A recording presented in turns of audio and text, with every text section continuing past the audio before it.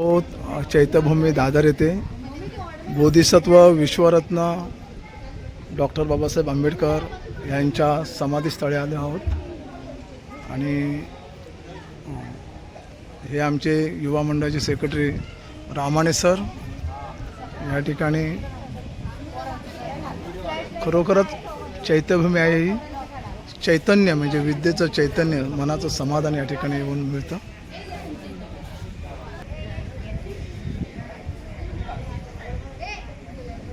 माहिती आहे ना जागा देत नाही. चैत्यभूमी येथे बाबासाहेबांना विनम्र अभिवादन केले. बाबासाहेबांची ग्रंथसंपदा, प्रबुद्ध भारत, मूक नायक, जनता, बहिष्कृत भारत, भारतीय संविधान